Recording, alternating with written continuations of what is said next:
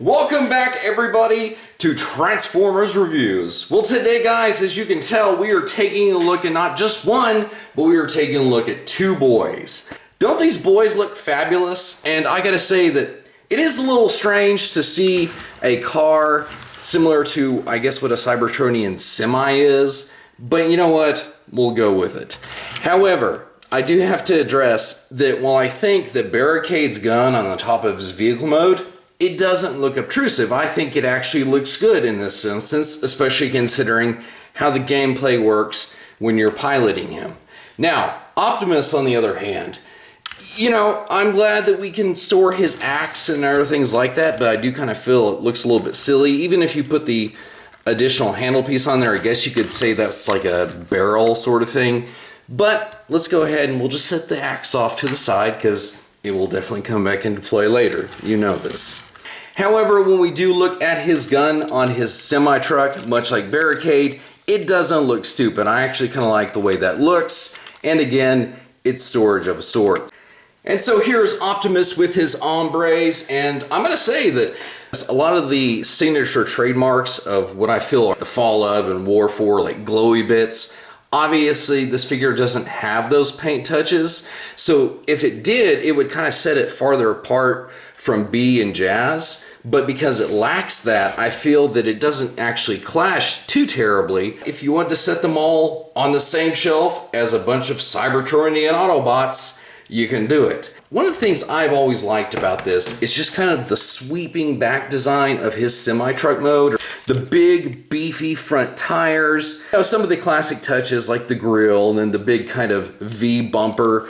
Plus the fact that, I mean, just this looks like it could take a beating, and I love just the chunk of it. Now, this is something that everybody points out, and I will admit, it is a little bit slipshod about the only thing on this figure that's kind of crummy. However, the rest of his vehicle mode design, I dig it.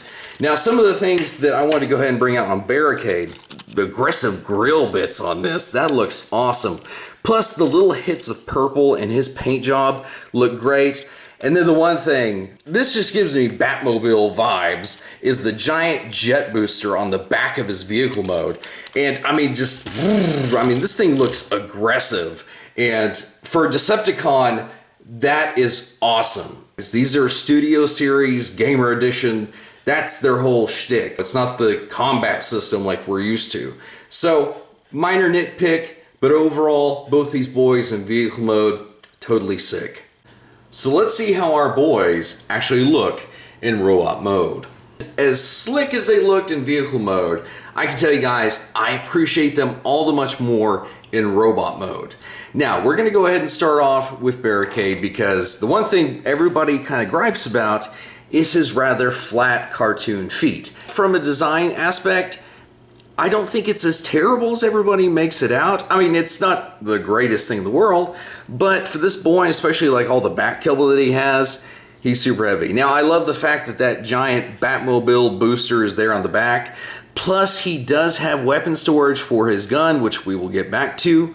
But again, this boy, for coming out of a really kind of chunky car mode, you can definitely see how it does kind of translate that in robot mode.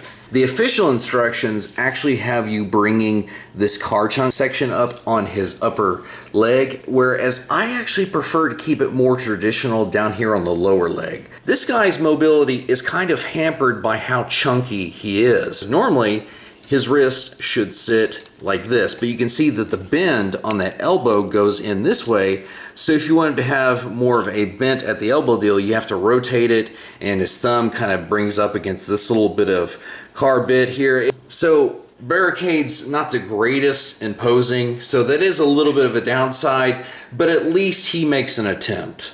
Sections of his chest, the detailing there with like the Decepticon sigil, the sculpting of the head, especially with like the dripping down eyes. I've never been a fan of that, but you know what? That's kind of how he looks. This gentleman, however,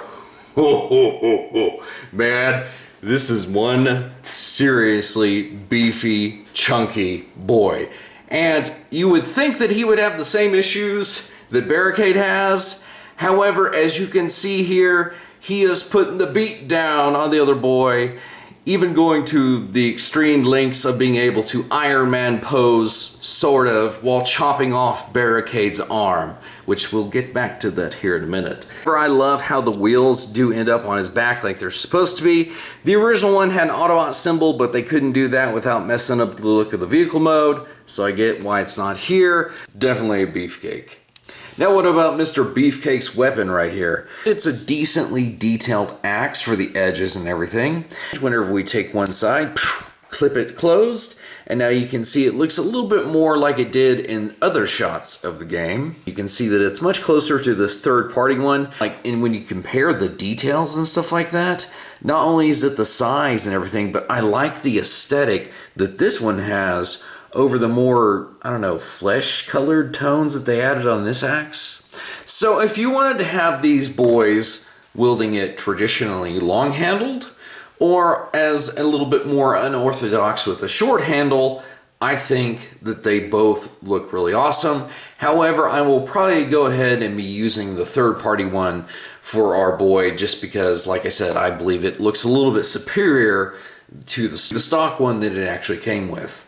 However, that is not the only weapon he comes with, and so you literally just pull his right arm off, and then you just line up the hole with the peg. Now he actually has a game-accurate arm weapon. So you're probably wondering, well, what do you do exactly with that arm that you pulled off? Well, in his instructions, they say literally just to go ahead and plug his arm right into his butt. And, yeah, I don't really like that. I mean, it's cool that they're trying to find a place, but I'm like, okay, I guess I'm just gonna set it off to the side because it just looks weird with a hand coming down from his butt. Yeah, whatever. And it only seems fair that we do the same for our boy Barricade over here. So he too does have his right arm come off like you saw in those photographs. And then you just go ahead and slot in his Neutron assault rifle, and there you go. Our boy is looking pretty swish. Now, one thing I did want to go ahead and bring out is, this is not mentioned in the instructions, but I was just thinking about it. In these pieces that come down on the back of his legs, if you kind of pull it down just enough, he can actually rest on those like pseudo hill supports, which in my eyes helps this boy stand out a little bit more. However, you bring in Optimus's homies, and he's looking pretty sweet. Man, that Cybertron shelf is gonna look really cool when we get a few more of the designs.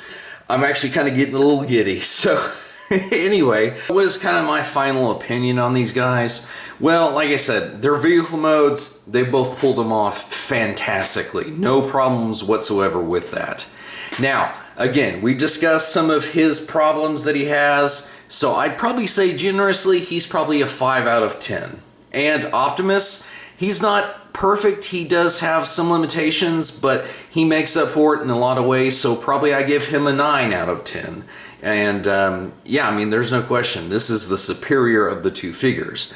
Now, I didn't order Beer Belly Bumblebee, and I'm not getting Beer Gut Cliff Jumper either. Just, I don't like the way they look. Their vehicle modes are sick as well, but it's just that giant gut on them that I cannot get past.